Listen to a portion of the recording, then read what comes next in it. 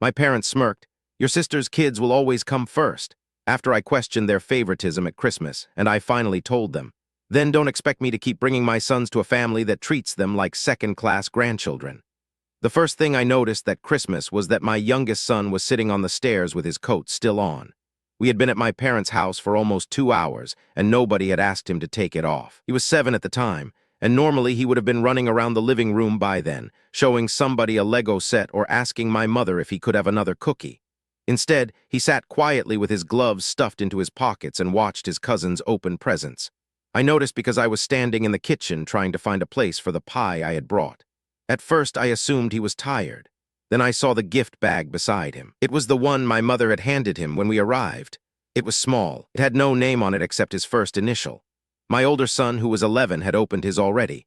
It contained a pair of socks, a paperback book, and a small puzzle. My youngest had been given a pair of gloves and a pack of crayons. That would have been completely fine if my mother had not spent the previous 10 minutes carrying large boxes into the living room for my sister's 2 children. Her daughter, my sister, had children who were 13 and 10. The 13-year-old had gotten a new gaming monitor. The 10-year-old had gotten a tablet. There were also stocking stuffers, clothes, gift cards, and 2 envelopes that everyone knew contained money. I didn't resent any of that. I had never believed grandparents owed grandchildren equal dollar amounts. My wife and I had enough money to provide for our boys. We weren't keeping score over toys.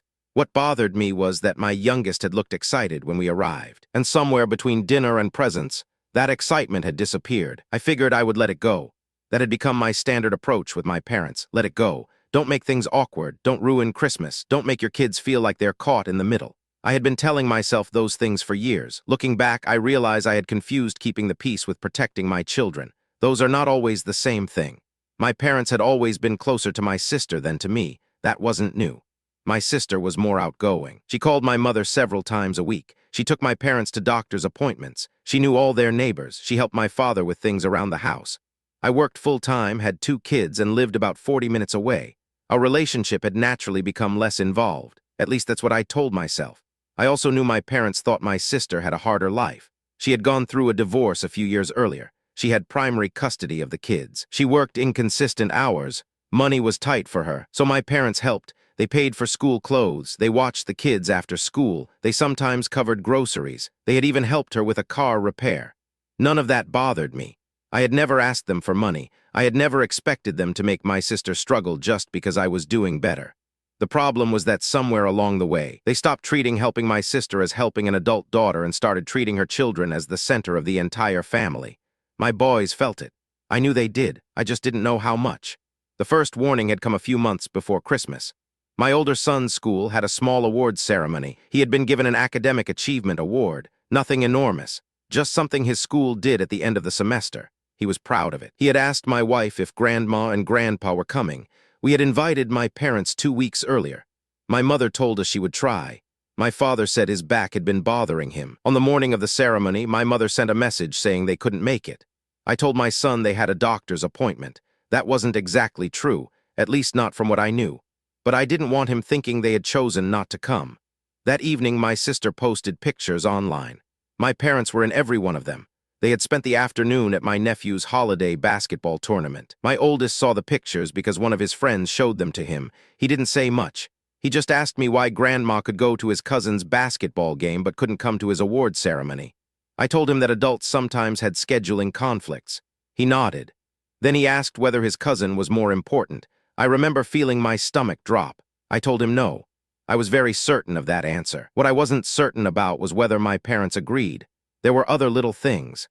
My mother remembered my sister's kids' shoe sizes without asking. She knew their teachers' names. She knew when they had doctor's appointments. She knew what foods they hated. She could list the hobbies of both children. When my sons visited, she would sometimes ask them basic questions she had asked a dozen times before. My oldest played baseball. My youngest was obsessed with building things. My mother knew those facts. She just didn't seem to remember them. My wife noticed too. She didn't like talking about it because she knew how defensive I could become about my family. She once told me she thought I was constantly making excuses for my parents. I told her that I was trying not to make a family problem bigger than it needed to be. She said there was a difference between being reasonable and pretending you couldn't see something. I didn't answer her. I hated that she was probably right. The Christmas gathering was where I finally stopped pretending. After dinner, the kids were in the living room. My sister was sitting beside my mother. My father was in his recliner. My wife was helping clean dishes in the kitchen. I walked into the living room and saw my youngest sitting alone on the stairs again. I asked him why he wasn't playing with the others. He shrugged. He said they had told him the game was for cousins. I looked into the living room. My two boys were sitting on the floor near the tree. My sister's children were playing with the new gifts. Nobody had actually told my boys to leave. They had simply been ignored. That distinction had been useful to my parents for years. Nobody ever openly said my children weren't wanted. They just weren't included.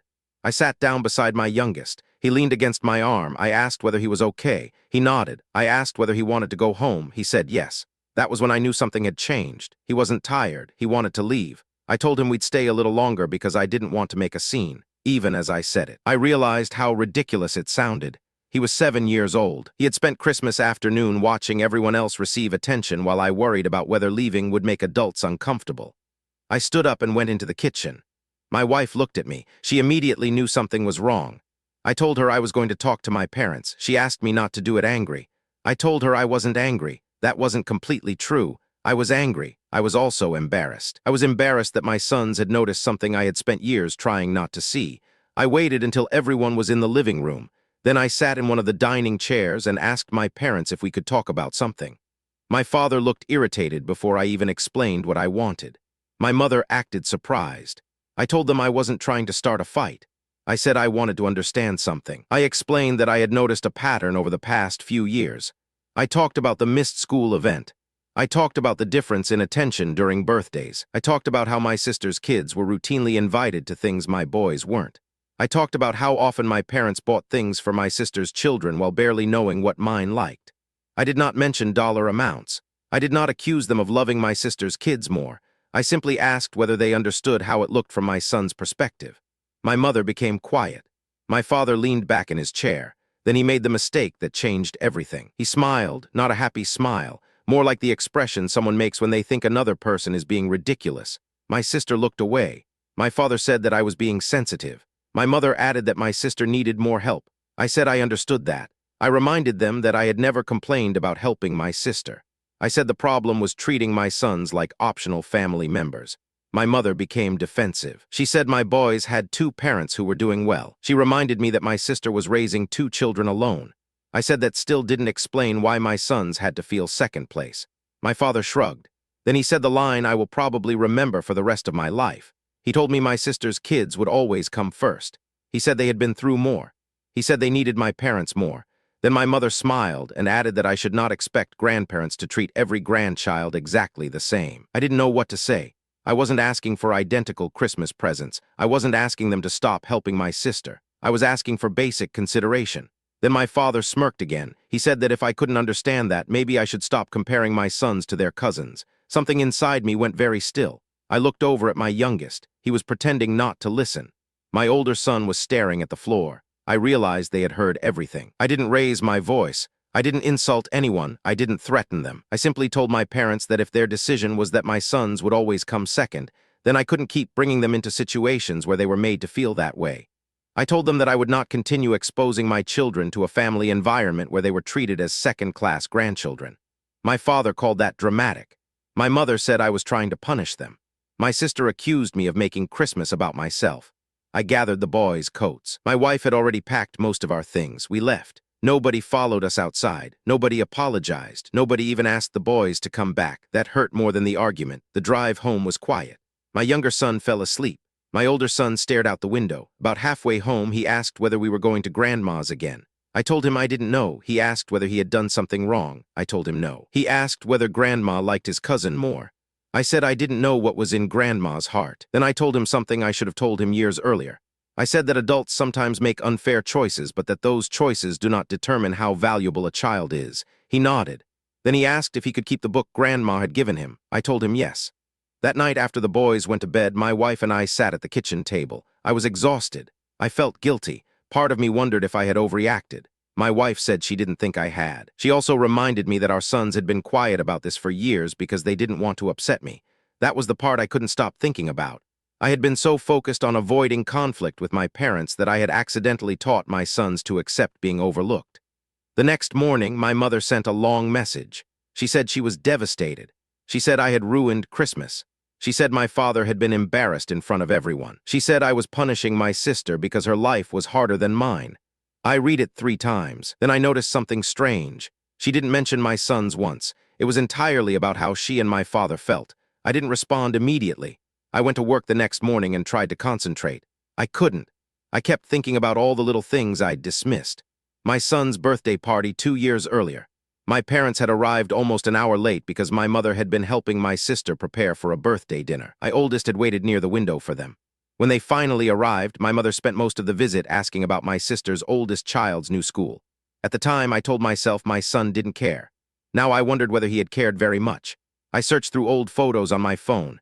There were dozens of pictures of my sister's children with my parents. There were birthday dinners, school events, holiday outings, camping trips, ice cream runs, Christmas mornings. There were pictures of my boys with my parents too, just far fewer.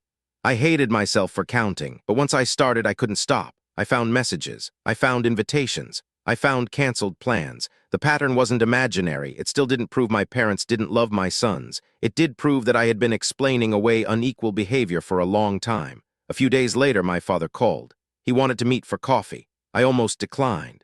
Instead, I agreed because I wanted to hear him without everyone else around. He started by saying he loved my children. I said I believed him. He said my sister had been through a lot. I agreed. He said I had always been independent. That was when something clicked. In my father's mind, independence meant I needed less love.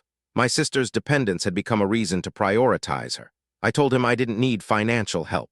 I didn't need him to rescue me. I needed him to understand that children don't measure love by bank accounts. They measure it by who shows up. He looked uncomfortable. He said I was making everything transactional. I told him I wasn't. I said I was talking about consistency. He admitted that he had probably handled some things badly. That was the first time he had ever acknowledged it. I asked whether he would be willing to change. He said he couldn't promise my boys would get the same things as their cousins. I told him I didn't want that promise. I wanted them to feel wanted. He said he understood. For about a month, things actually improved. My mother called the boys. She asked about school. She sent my youngest a small package with a model building kit. My father invited my oldest over to help him with a project. I thought maybe Christmas had finally forced everybody to see the problem. I was cautiously hopeful. My sons noticed the difference. My oldest told me Grandpa seemed nicer. I said that was good.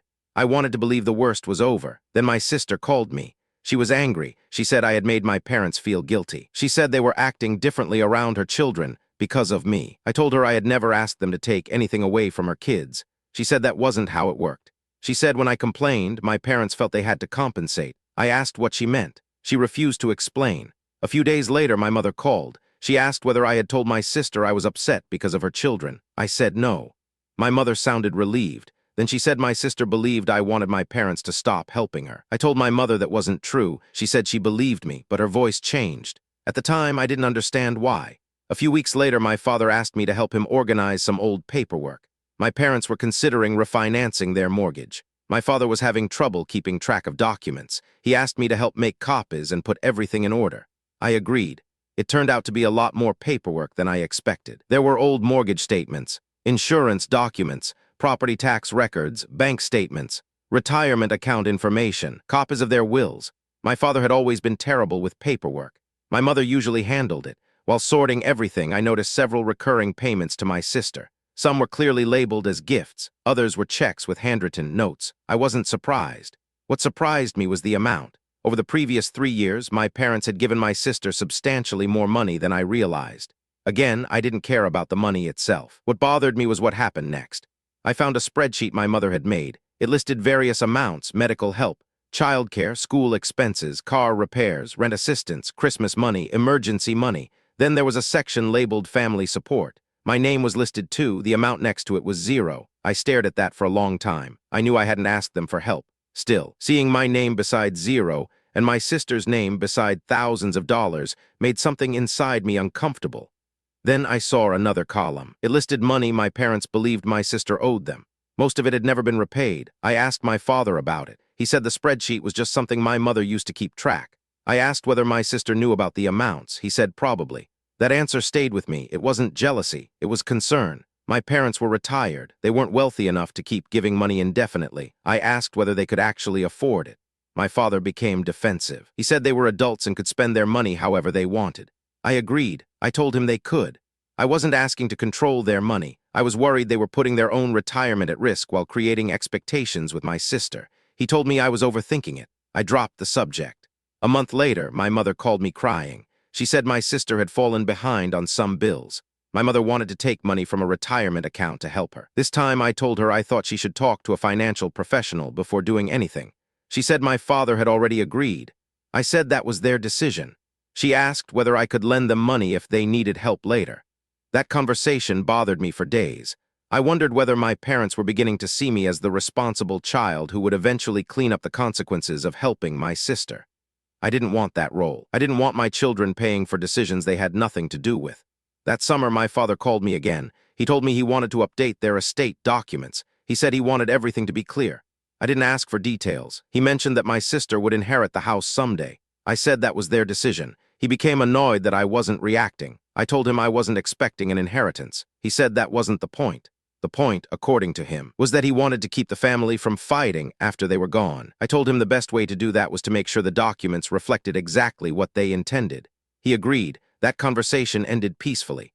For the first time, I thought maybe our family was finally growing into something more honest. Then my oldest son's birthday came around. We invited my parents. They said they would come.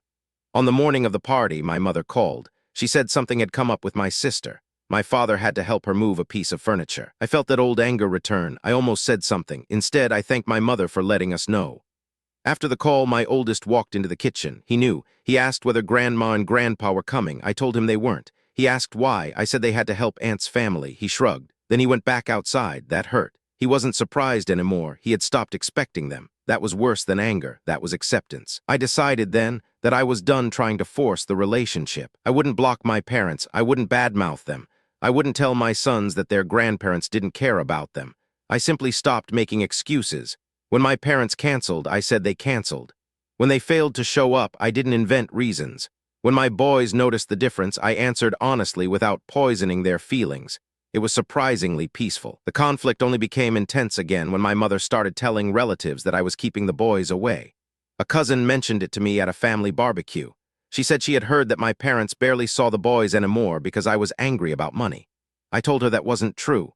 I explained that my parents were welcome to see my sons. We simply weren't going to keep attending gatherings where the boys were consistently treated differently. She looked surprised. She said that wasn't how it had been described to her. That was the first time I realized there were two competing versions of our family. My parents were telling everyone I was punishing them. I was privately trying to create distance without destroying the relationship. My wife told me I needed to stop caring about what relatives thought. She was right, but it still hurt. Families are strange that way. You can know that someone has misunderstood you and still feel desperate to correct the story. I resisted that urge. I kept my messages. I kept invitations. I kept records of canceled plans. Not because I was planning a lawsuit or trying to destroy anyone. I simply didn't want reality to become whatever version was easiest for other people. To repeat, the following fall, my father had a health scare. He was hospitalized for several days. My sister stayed with him constantly. I visited every evening after work. My wife handled the boys. I brought meals. I spoke with doctors when my father asked me to. For a while, it felt like the old conflict didn't matter. My mother was exhausted. My sister was overwhelmed. I stopped thinking about favoritism. I just wanted my dad to recover. When he finally came home, I helped with groceries and medication schedules. My father thanked me. He told me he knew he could count on me. I believed him. That night, he asked whether I was still angry about Christmas. I told him I wasn't angry. I was sad. He said he wished I'd understood that my sister's children needed more. I told him I did understand. Then I asked him to understand something too. My sons shouldn't have to earn equal dignity by having a harder life. He didn't answer. A few months later, my father died. It wasn't immediate. There were several weeks of declining health. By the end, we knew it was coming. That period changed my relationship with my mother. All the old arguments seemed small. I spent most of my time helping. My sister spent even more time there. There were disagreements about medical decisions. There were insurance forms. There were pharmacy bills. There were endless phone calls.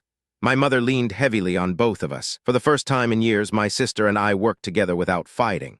After the funeral, everything became complicated again. There were bank accounts, the house, the mortgage, retirement accounts, personal belongings, funeral expenses, legal paperwork. My father had completed some estate documents, but there were still things that needed sorting. My mother hired an attorney to help. My sister assumed she would eventually receive the house. That wasn't surprising. My father had told me that before he died. I had no issue with it. The house mattered less to me than keeping things fair and legal. Then one afternoon, my mother called me because she had received a letter from the bank. She was confused about a loan. I drove over. We found documents for a home equity line that I hadn't known existed. The balance was substantial. My mother didn't know where the money had gone. My sister did. She had used some of it to pay debts. My mother had apparently signed paperwork allowing her access because she believed it would solve a temporary problem. Now the debt was attached to the house. My sister said she would repay it. The problem was that she couldn't. My mother was furious. My sister said she had only borrowed it because my parents had promised to help. There were no easy answers. I stayed out of the argument. I helped my mother gather the paperwork. The estate attorney reviewed everything. It turned out my father had become increasingly concerned about the financial situation before he died. He had documented several loans to my sister. Some were clearly gifts. Some were written as loans. The records weren't perfect, but they were enough to create a complicated accounting issue. My sister accused me of trying to take money from her.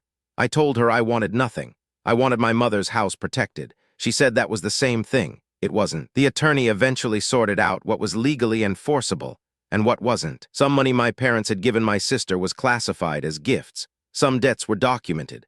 The home equity debt remained attached to the property. The house could not simply be handed over without dealing with it. That changed everything. My mother was forced to confront how much of her retirement security had gone into supporting my sister. I wasn't happy about being right. I had wanted my concerns to be wrong. For months, the family focused on paperwork. I attended meetings when my mother asked. I never demanded anything. I never reminded anyone that I had warned them. That was important, because once people are already hurting, being right doesn't make it better. Eventually, my sister admitted that she had assumed my parents would always rescue her. She didn't see herself as taking advantage of them. She believed she was struggling and they were helping. She also believed they would help her forever. My mother finally admitted that she had created that expectation. My sister's children were innocent in all of it. That became very important to me. I refused to let the grandchildren become the excuse for turning the family against each other. When the estate matters were finally resolved, my mother moved into a smaller place. The house was sold. The debts were paid. My sister did not inherit the house. I didn't either. The remaining assets were divided according to the estate documents and applicable legal rules. Nobody got a fantasy ending. There was no enormous inheritance. There was no dramatic courtroom scene. There was simply paperwork, uncomfortable meetings, and people finally having to deal with years of decisions. My mother and I remained in contact. Our relationship changed. She became more careful with how she spoke about the grandchildren. She started calling my boys regularly. At first, they were cautious. My youngest didn't trust the change. My oldest was polite but distant. My mother understood. She never demanded that they forget. She just kept showing up. That mattered.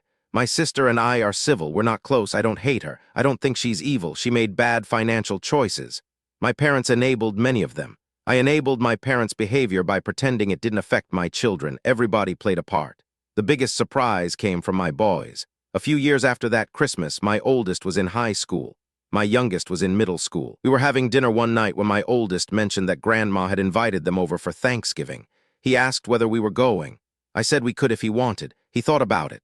Then he said he wanted to go, not because he had forgotten what happened, because he felt like she had finally changed. That hit me harder than I expected. I realized the point of the boundary had never been punishment. It had been to give everyone a chance to behave differently. My mother had taken that chance. My sons had noticed, and because I hadn't forced them to hate her, they were free to decide what relationship they wanted.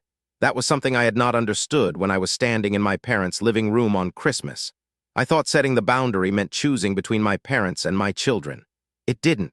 It meant refusing to force my children into a situation that hurt them while leaving the door open for my parents to do better. The following Thanksgiving was awkward. My mother tried too hard. She had gifts for both boys. She made their favorite foods. She had even remembered the details of my youngest's hobbies. He smiled. My mother looked relieved. My oldest helped her in the kitchen. For a few hours, it almost felt normal. After dinner, my mother pulled me aside. She said she was sorry, not for Christmas specifically. For years of assuming I didn't need the same effort because I seemed capable. She said she had mistaken independence for not needing to be cared about. I told her I had made a similar mistake. I had assumed my kids would understand because I had understood.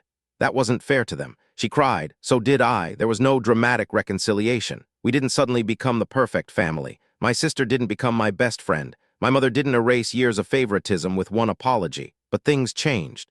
My son stopped asking why Grandma forgot their school events. She started attending them. My youngest stopped checking whether his cousins received bigger gifts. He stopped comparing. That mattered more to me than any apology. My parents' house was eventually gone. The old Christmas tree was gone. The dining room where the argument happened was someone else's now, but I still remember my youngest sitting on those stairs with his coat on. I think about that whenever I catch myself avoiding a difficult conversation just because I don't want to make things uncomfortable.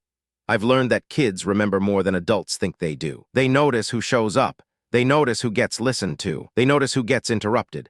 They notice who is celebrated. They notice when adults say something is fair even though it doesn't feel fair. I also learned that favoritism isn't always someone saying they love one person more. Sometimes it's a pattern of attention. Sometimes it's who gets the phone call, who gets invited, who gets defended, who gets an excuse, who gets another chance, who gets the benefit of the doubt. The hard part is that none of those things look huge by themselves. You can explain every single one. I did that for years. My sister needed help. My parents were busy. The school event wasn't important. The birthday wasn't a big deal. The gift wasn't about money. The missed invitation was an accident. The canceled dinner had a reason. The forgotten hobby was just them getting older. Each explanation made sense alone. Together, they created a message my children understood long before I did. They weren't first, and I can't blame them for noticing. I also don't blame my parents for loving my sister's children. They were never required to love every grandchild in exactly the same way. What I finally understood was that love and behavior are not the same thing. My parents may have loved my boys. I believe they did. But for a long time, their behavior communicated that my sister's children mattered more. That distinction is uncomfortable, but it's real. The biggest lesson for me was not that I should have gone no contact sooner. It was that I should have listened to my children sooner. My oldest asking whether he was less important was the moment I should have stopped explaining everything away. I don't think children need perfect grandparents. They don't even need grandparents who give expensive gifts.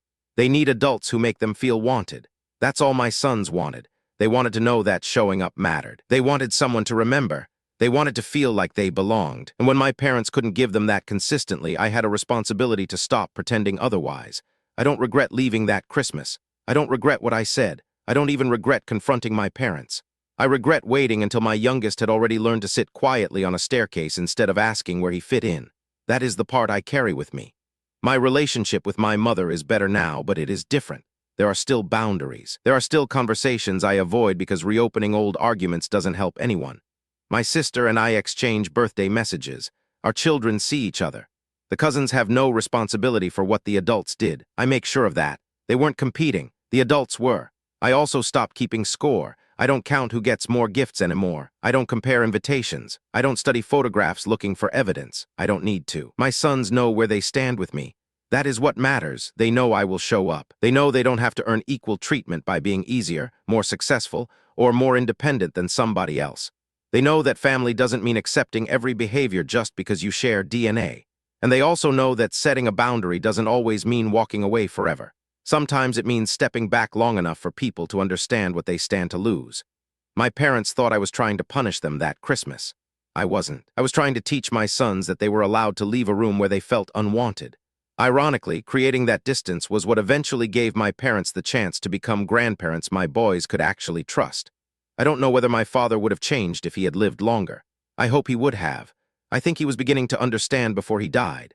There were moments near the end when he asked about my sons first.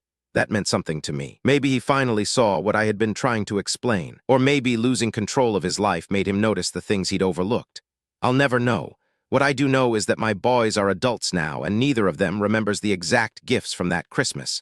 They barely remember what anyone ate. They don't remember the argument word for word, but they remember that their dad noticed they were uncomfortable. They remember that I took them home. Years later, my youngest told me he remembered sitting on the stairs and thinking nobody would notice if he left. Then he smiled and said that he was glad I noticed. I had to step away for a minute after that, because that one sentence explained the entire situation better than anything else ever could. I didn't win anything that Christmas. Nobody did. I didn't get an apology. I didn't get revenge. I didn't get more money. I didn't get my parents to admit that they loved one set of grandchildren more. What I got was the chance to stop teaching my sons that being family meant accepting whatever treatment they received. And eventually, because I stayed calm enough to keep the records, honest enough to stop making excuses, and patient enough to let people show what they actually intended, the facts became impossible for everyone to ignore. My parents' favoritism did not disappear because I yelled louder. It changed because I stopped participating in it. That was probably the hardest thing I ever had to learn about family.